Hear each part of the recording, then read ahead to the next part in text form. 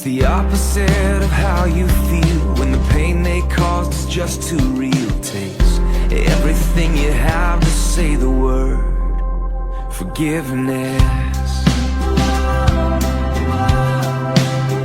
Forgiveness. It flies in the face of all your pride. It moves away the mad inside. It's always anger's own worst enemy. Even when the jury and the judge say you got a right to hold a grudge, it's the whisper in your ear saying set it free. Forgiveness. Forgiveness. Forgiveness.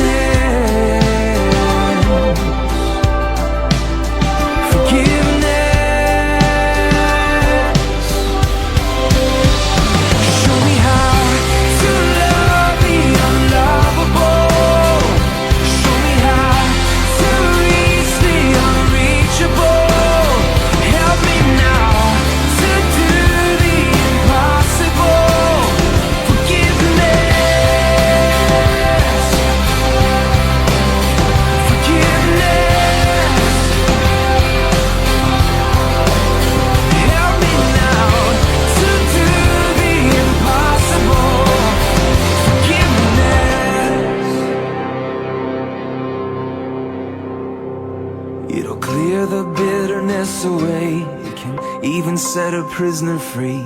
There is no end to what its power can do. So let it go and be amazed by what you see through eyes of grace. The prisoner that it really frees is you. Forgiveness. Forgiveness.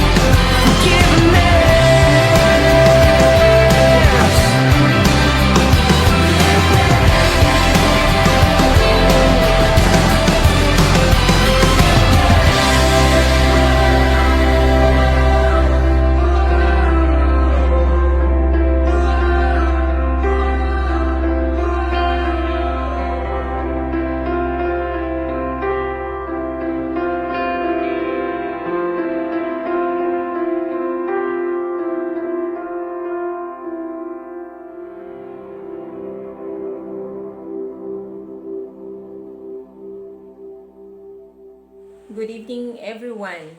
Welcome po sa ating midweek online service. Samahan niyo po ako na pagbubulay-bulayan natin ang salita po ng ating Panginoon na ibababa po sa gabing ito. Hallelujah. Tayo po't manalangin. Aming Diyos, Ama sa langit, pinupuri ka namin, sinasamba sa Espiritu at katotohanan. Lord, maraming salamat po sa gabing ito at salamat din po sa privilege, Panginoon, na ako po ay muling makapagbahagi ng iyong salita. Lord God, ang aking dalangin, samahan mo ako. Ikaw ang siyang mag-guide sa aking mga labi sa pagpapahayag ng iyong salita. Holy Spirit, patuloy ka na kumilos sa aming kalagitnaan. Hallelujah. Lord, buksan mo po ang aming spiritual ears, Panginoon, upang marinig po namin ang tinig mo sa gabi. Lord, napakahalaga po, Ama, ng mensahe mo ito na ibababa sa amin sa gabi. Kaya ang aking dalangin, Lord God, Nawa na ang bawat isa, Panginoon, ay makinig at pagbubulay-bulayan ang mga narinig.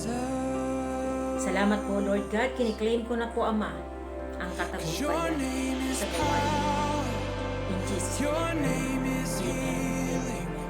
Hallelujah. Hallelujah. So sa gabing ito, mga kapatid, ang ating pagbubulay-bulayan o topic, no, ay pinamagatan po itong forgiveness brings blessings.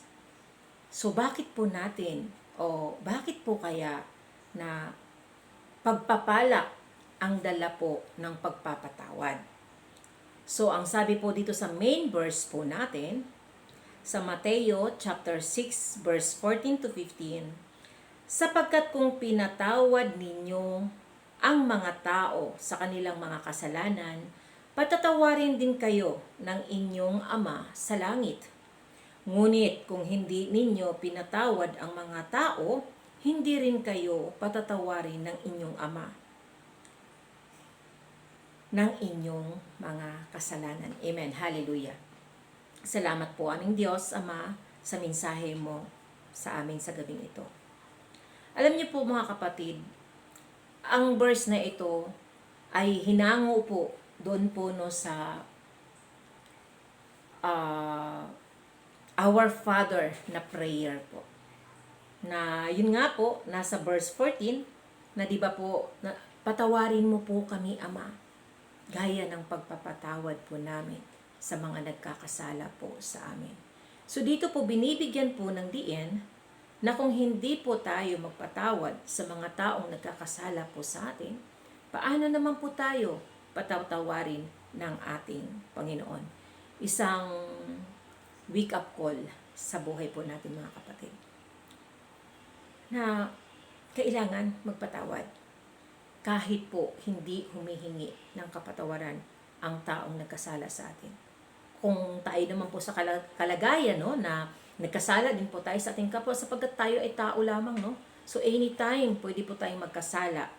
Minsan hindi po natin sinasadya sa gawa, no? So minsan naman hindi po natin sinasadya, may nabibigkas po tayo na mga maling salita na maaaring nagdulot po ng sama ng loob sa ating kapwa.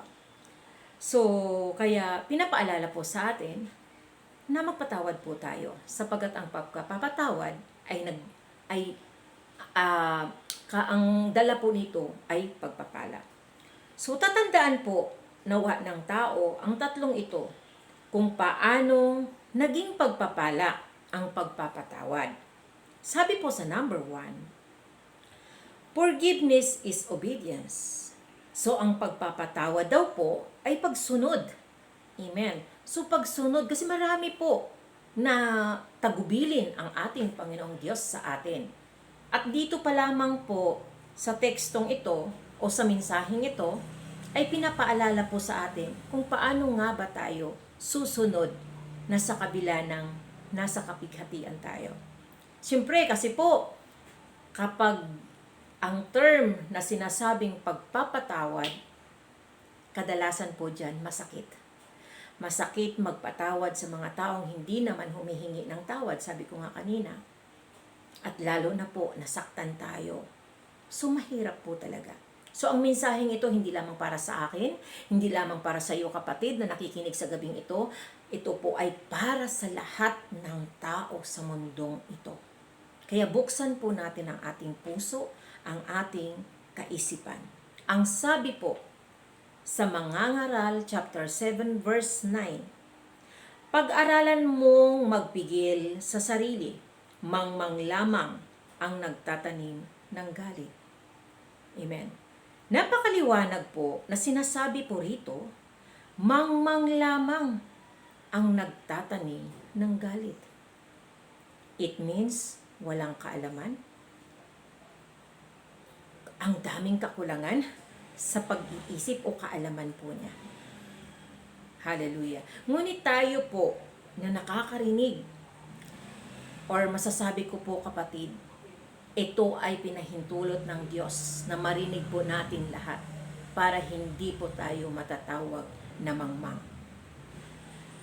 Masakit, oo, pero mas masarap sumunod sa kalooban ng Diyos kaysa magiging suwail or sundin kung ano po yung laman ng ating dibdib po, no? Hallelujah. So, kung tayo po ay nakarinig po ng mga ganitong uri ng pangaral, na ang sabi po doon, pag-aralan mong magpigil sa sarili sapagkat mangmang lamang ang nagtatanim ng galit. So, maalala po natin na hindi po tayo mangmang. So, kaysa naman po magtanim ng galit, magpatawad na lang po tayo. Sapagkat ano pa po ang sabi dito po sa additional verse na aking bahagi sa inyo. Awit chapter 119 verse 2. Mapalad ang taong namumuhay ng walang kapintasan at naaayon sa utos ng Panginoon. Mapalad ang taong sumusunod sa mga katuruan ng Diyos at buong pusong hinahanap ang kanyang kalooban. Amen. Hallelujah. Sapagkat ang mga taong namumuhay po, no, na ang nais po is masunod po ang kalooban ng Diyos ay tunay ngang pinagpala. Bakit? Sapagkat mararanasan po niya ang mga pangako ng Diyos. Na grabe, napakarami pong pangako ng Diyos sa buhay po natin. Amen? Hallelujah. Kaya sikapin po natin na hanapin ang kalooban ng ating Panginoon. Amen? So, number 2 na po tayo. Forgiveness, increase awareness of sin. So, ayun. Yung pagpapatawad po pala natin ay nagpapataas ng kamalayan sa kasalanan. So, nadi-discern po natin ang kasalanan. At nadi-discern po natin na kung hindi po tayo magpapatawad, ay maaaring pagkakasala po iyon. So, nag-i-increase po siya ng awareness na kailangan po talaga natin palang magpatawad para hindi po tayo habang buhay nagkakasala. Ang sabi po ng iba, sumusunod naman po daw sila sa kalooban ng Diyos. Nagpapatawad sila, pero hindi daw po sila nakakalimot. So, ano pong ibig sabihin nun? Kasi kung nagpatawad po tayo, kapatid, kailangan po natin buong puso na magpatawad. Buong puso na susundin ang kalooban ng Diyos. Kalimutan ang nangyari. At kung talagang, may mga time po kasi talaga na talagang hindi na po nababalik po yung closeness, hindi na po nababalik yung 100% trust mo. So, para sa akin po, no, in my own experience din po, nagbibigay o naglalagay po ako ng boundary. Pero yung love ko, yung pagpapatawad ko po sa tao, is nandun na po yun. Pero magkakaroon ka ng boundary para po hindi pa ulit-ulit yung kasalanan na magagawa po natin sa ating kapwa. O kaya, ipagpipray po natin. Kung yung taong ito ay parang nasa isip mo lagi naman niya kasing inuulit sa akin, pabalik-balik na lang ng ganun eh. Ika nga, kapag may lamat na, hindi na talaga ma-fix pa, no?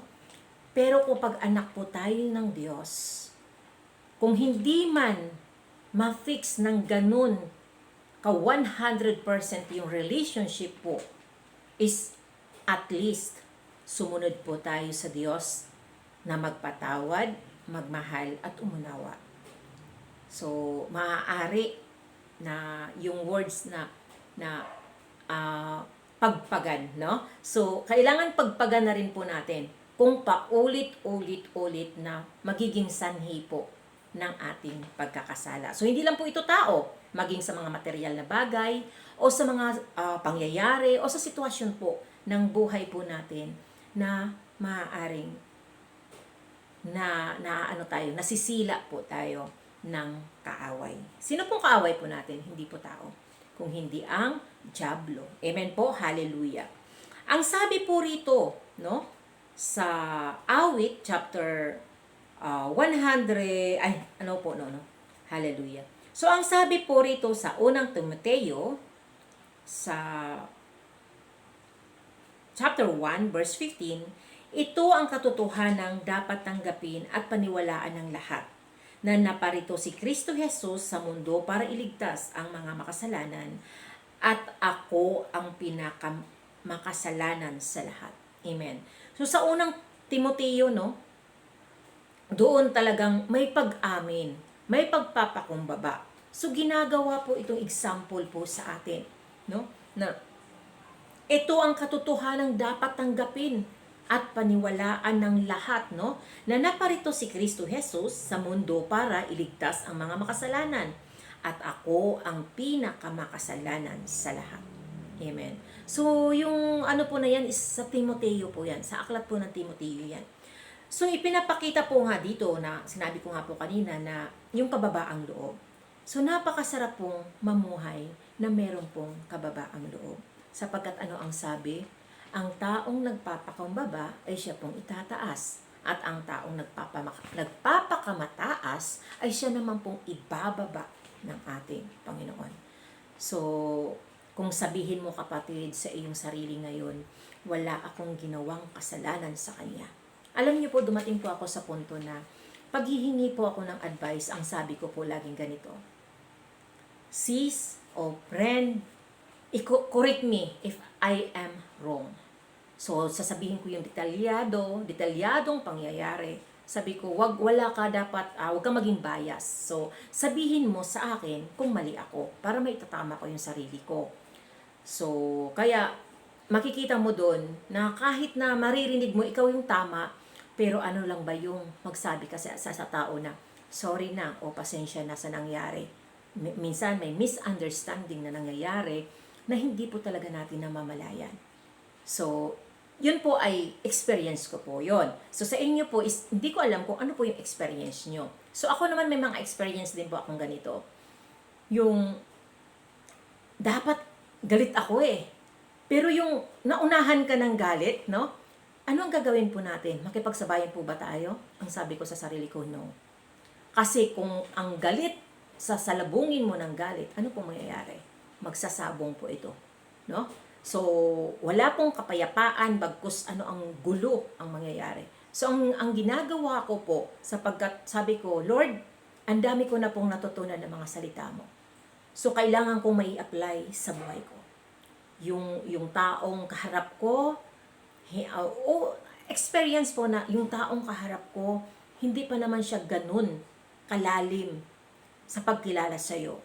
At hindi po siya nag-aaral every morning, every night ng iyong mga salita. So ako, Lord, gusto ko po, Lord, na makita po akong good example sa kanila. Na mas piliin kong manahimik, mas piliin ko pong magpakumbaba, at mas piliin ko pong ipanalangin sila. Kasi, mas panalo po tayo dun, mga kapatid. Amen? Hallelujah. Kaya, ano po ang sabi? Aminin po natin o magpakumbaba po tayo. Sapagkat, batid naman na po ng Diyos ang lahat eh. God is all-knowing God. Hindi mo na kailangan pang explain ang lahat ng nangyayari, no? So, basta ang sabihin mo na lang, Lord, kung tatanggalin mo siya sa buhay ko, or Lord, ano man po yung mensahe mo sa nangyayaring ito, help me na wag po ako masaktan, help me na wag po ako magkasala. Amen. So, lagi po tayong lumapit sa ating Panginoon. So, amen po ba? Hallelujah. So, next po tayo. Number 3 na po tayo. Forgiveness brings peace. So, ayun. So, ang pagpapatawad po ay nagdudulot po ng kapayapaan sa puso at sa isip. Legit po yan. Nangyayari po yan sa atin. Amen po ba? So, kasi ako po, ranas ko yan eh. Yung kahit hindi naman humihingi sa akin ng tawad, ay pinapatawad ko na. Sabi ko na lang, Lord, ikaw nang bahala, Lord ha. Sabi nga ni Pastor Fernan, leave it to God. Kaysa ilagay mo sa iyong mga kamay. Tapos ngayon, pag gabi na, hindi ka nakakatulog. Tapos yung tao, nakatampuhan mo, sarap ng tulog po nila, no? So, mas maaari o much better po na magpatawad ka. Kasi kapayapaan ang kapalit ng pagpapatawad. Siguro naman tayong lahat ayaw po nating magkaroon ng stress, anxiety, at depression na iyan. So, mas piliin po natin na ipagkatiwala sa Diyos upang makakaranas po tayo ng kapayapaan na nagmumula sa ating Panginoon. Amen. Ang sabi po sa Roma chapter 5 verse 1, yamang tayo ay pinawalang sala ng Diyos sa pamamagitan ng ating pananampalataya, mayroon na tayong kapayapaan sa Diyos sa pamamagitan ng ating Panginoong Heso Kristo. So tinanggap po natin ang ating Panginoong Heso Kristo as Lord and Savior ng buhay po natin. At inaamin po natin at pinagsasabi pa po natin na we are born again Christian or mananampalataya po tayo ng ating Panginoong Heso Kristo. Kaya kung totoo po ito, dapat maranasan po natin ang tunay na kapayapaan. Amen. Hallelujah. Next verse po ang sabi rito at sa Pilipos chapter 4 verse 7, at ang kapayapaan ng Diyos na hindi kayang maunawaan ng tao ang siyang mag-iingat sa inyong puso at pag-iisip dahil sa inyong pakikipag-isa kay Kristo Jesus. So parang inulit lang po, no? So talaga pong binibigyan po ng diin dito na ang kapayapaan na nagmumula po sa ating Panginoon ay hindi po talaga mauunawaan. Alam niyo po ba mga kapatid, may time po ako sa buhay ko, no, na dumating po ako sa punto na yung kausap mo is para bang ang siga, para bang hindi mo maintindihan kung ano yung pinaglalaban, na para bang kalaban ka, no? Pero dumating po ako sa punto na hindi ako nasasaktan. Dumating po ako sa punto, Lord, ano pong nangyayari? Parang, ba't galit na galit? Tapos parang hindi ko naman alam kung ano nangyayari. Yung mga ganun pong nangyayari sa akin. At nakakatulog po ako sa biyaya ng Diyos. Nakakatulog po ako ng maayos. So, meron akong isang kaibigan na sabi niya, alam mo, nakakaansarap ng ganyan na alas 8 pa lang, inaantok ka na. Alas 9, tulog ka na. So, totoo lang yan po ako. Alas 8 pa lang tulog na ako. Minsan, alas 9, tulog na rin po ako. So, depende po sa gawain ng bahay kung anong oras ko matapos yun. So, andun po yung kapayapaan sa puso at sa isip po natin. Na matutulog po tayo na, Lord, bukas, ibang chapter naman. Lord, alam ko po, Lord, na meron kang layunin sa nangyayari po, no? So, hindi po wag nawa in Jesus name, no, na dumarating sa puntong iniiyak ko, bakit ganun, bakit ganyan, yung mga ganun po. Hindi na po. Siguro dati kasi hindi pa po ganun kalalim, pero ngayon sa biyaya ng Diyos, ayun po. At sometimes may mga time pa po ako na ayaw kong makitaan ng dyablo ng alam mo yung door na open para makapasok po siya. So, ang gusto ko po, ang ginagawa ko po, una po ako mag-a-approach sa tao. Tapos, di ba po yung taong to, parang wala namang alam na may nagawa siyang kasalanan, tapos ikaw dyan, masyado kang nagsiselfie, naging emotional ka na. Tapos, pag kinumusta mo yung taong yun, ay, okay lang ako, ganyan. Uy, ikaw, kumusta ka naman? O, di ba mga gano'n na, itong taong to, hindi man lang naramdaman na nasaktan na ako, di ba? Masyado tayong victim, pabiktima po tayo, masyadong gano'n, no? Na actually meron po kasi ako naging kaibigan, naging kausap ng gano'n na sobra pong nakaka-relate po talaga na sabi ko nga nung na-assign po ako ni Pastor Nichelle dito, nag-connect po yung message ni Lord.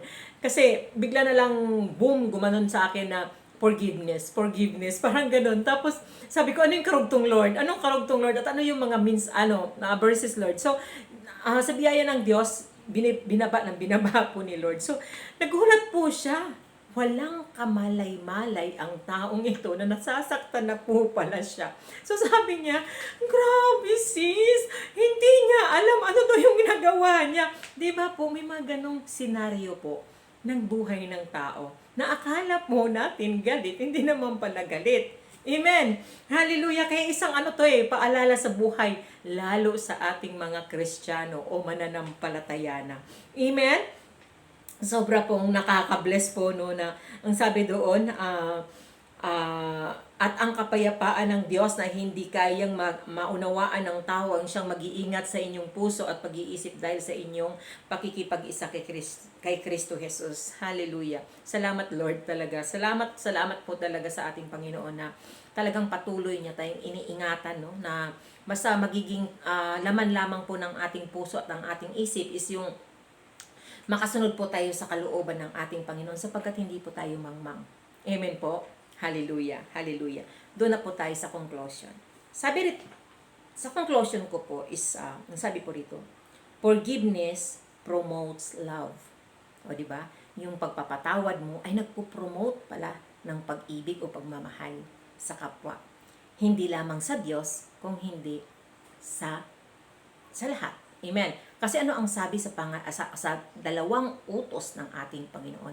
Mahalin mo ang iyong Diyos ng buong puso, buong kaluluwa, buong pag-iisip. No? So, at ang pangalawang utos naman ay ang mahalin mo ang iyong kapwa gaya ng pag-ibig ng iyong sarili.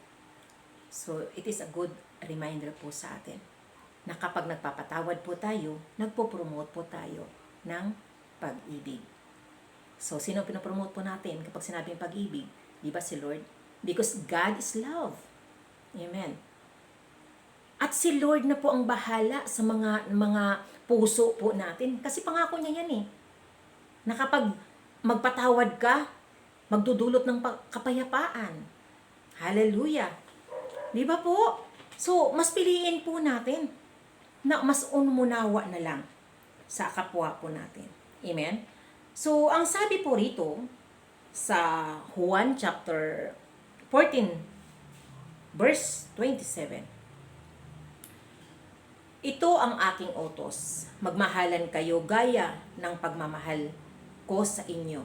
Ito ang direktang utos ni Jesus na nagtuturo sa atin na magmahalan gamit ang kanyang sakdal na pag-ibig. Amen. Hallelujah. So talagang utos ito. Utos ng ating Panginoong Jesus na magmahalan po tayo. So at inuulit ko po, forgiveness promotes love. So nagpo-promote po siya ng pag-ibig. So kaya utos po talaga. Inuutos po ng ating Panginoong Jesus, magmahalan kayo gaya ng pagmamahal ko sa inyo. Ito ang direktang utos ni Jesus na nagtuturo sa atin na magmahalan gamit ang kanyang sakdal na pag-ibig. Because God is love, yun po yung magiging sandata po natin. Kung paano tayo minahal ng ating Panginoon sa kabila po ng ating pagkakasala sa Kanya, ganun din po ang gagawin po natin sa ating kapwa.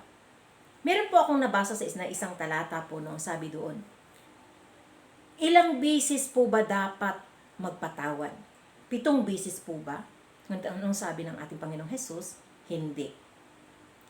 77 bisis kayo magpapatawad. So it means, hindi lamang din po 77 tayo bisis na magpatawad. Kung hindi, magiging unli forgiveness po ang gagawin po natin. Upang sa ganun po mga kapatid, hindi po makapasok ang dyablo sa puso po natin. Kasi baka mamaya nagbilang ka na, uy, naka-77 na ako, so next may magkasala sa akin, hindi na po ako magpapatawad. So no. Kasi po ang mangyayari po, nakakapasok na po si Satanas sa puso po natin. Sayang naman ang naumpisahan po nating pagsunod sa ating Panginoon. Ang talagang direktang utos ng ating Panginoon, magmahalan kayo. So hindi sinasabing, ako magmahal sa kapwang na yon. Hindi. Lahat po tayo. Lahat po tayo, kapatid, magmahalan.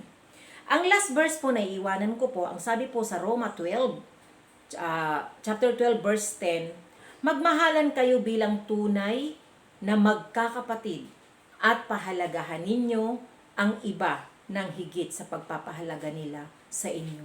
Hallelujah. Sabi ko nga, Lord, siguro, kung ang lahat ng tao sa mundong ito, o kahit sa Pilipinas lamang, Lord, kung alam po nila ang mga utos mo o tagubilan mo po sa amin, sa buhay po namin, kaya mo kami iniligtas sa dagat-dagatang apoy, Panginoon. Sapagkat ang nais mo, Lord God, magmahalan na bilang tunay na magkakapatid. Pero may mga tendency pa po sa buhay ng tao, magkakapatid po ay nagkakagatan din.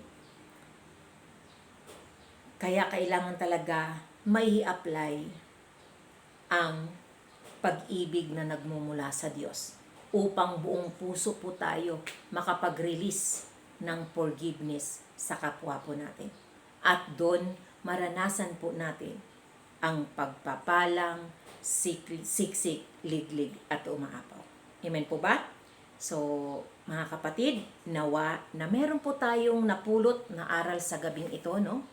So, ulitin ko po, huwag po nating kalimutan na nagdudulot ng pagpapala, ang pagpapatawad. Huwag nating kalimutan, ang number 1 is forgiveness is obedience, yung pagsunod po ito sa mga turo. Kung ating pong napapansin, no, sa pagbubulay-bulay ko, ang daming utos ng ating Panginoon, directly po talagang diretsahan na sinasabi ng utos ng ating Panginoon na magmahalan kayo. So magi-start po tayo na magpatawad po tayo para kaya po nating mahalin ang kapwa po natin. So number 2, forgiveness increases awareness of sin. So ito po is ang pagpapatawad po ay nagpapataas ng kamalayan, no, sa kasalanan. Hallelujah. So kapag nadidiscern mo na kasalanan to, ayaw ni Lord to, so kailangan mo nating i-release kung ano man po yung hinanakit. Basura po yan sa puso natin, mga kapatid. At ang number 3 po, forgiveness brings peace. O, yun. So yung kapayapaan. So lahat po ng tao ay naghahangad po ng kapayapaan. Amen po? Hallelujah. So sabihin na natin, meron ka mang maraming salapi. Ngunit kung wala namang kapayapaan sa iyong puso at isip, is useless po ito. So napakasarap po ng pagpapala talaga na habang sumusunod tayo sa ating Panginoon, kumpleto po ang pagpapala na ibibigay ni Lord sa buhay po natin. Kasi nga po, alam po ng Diyos na tayo ay masunurin. Amen. So yung kapayapaan, kasaganaan, kagalakan, ibibigay po ni Lord yan, kalakasan higit sa lahat. Amen? Kasi po, pag nagpapatawad po tayo, nare-release po yung galit, yung hinanakit, lahat po kasi nasa puso, basura po kasi yan, kapatid. Kaya itapon po natin yan. So yun po yung ginagawa sa basura, no? Tinatapon. So itapon po natin. Huwag po tayo bitbit ng basura po sa buhay po natin. So maraming salamat po, mga kapatid. To God be all the glory. Hallelujah. Tayo po ay dumako sa ating pangwakas na panalangin. Aming Diyos Ama sa langit, minsan pa, Panginoon, maraming salamat sa gabing ito. At salamat sa mensahe na ipinagkaloob mo po sa amin, na aming narinig, Lord God. Lord, ang aking panalangin, Ama, nawa na wag po naming makalimutan na napakahalagang magpatawad sapagkat ang dulot nito ay pagpapala, Panginoon. At wag din po namin makalimutan na ang utos mo na magmahalan kami bilang magkakapatid. Hallelujah. Lord, malakaran nawa ng lahat ng tao ito, Panginoon, upang maiwasan na po ang pagiging greedy, Panginoon, sa salapi, pagiging sakim, Panginoon, at ang mga kasalanang hindi po kaaya-aya, Panginoon, at mga krimen na patayan, Panginoon, sapagkat dito nag-start po yung galit sa puso na walang pagpapatawad. Kaya Lord, nawa, Ama, malakaran ng lahat ng tao upang maranasan po ng bawat isa ang kapayapaan, pagkakaisa, pag-uunawaan, at pagmamahalan. Panginoon, ang nais mo na gawin po namin bilang mga anak mo. Salamat po ng marami, Ama. Sa iyo po namin ipinagkakatiwala at ang dalangin po na meron pong mag-share din po sa bawat isa sa amin. Salamat po. In Jesus' name I pray. Amen and amen. Hallelujah. God bless everyone.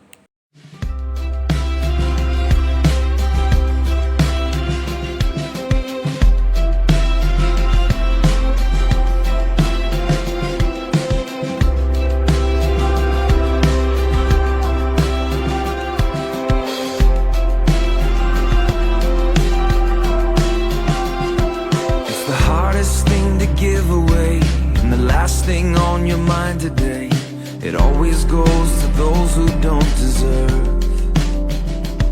It's It's the opposite of how you feel when the pain they caused is just too real. Takes everything you have to say the word forgiveness.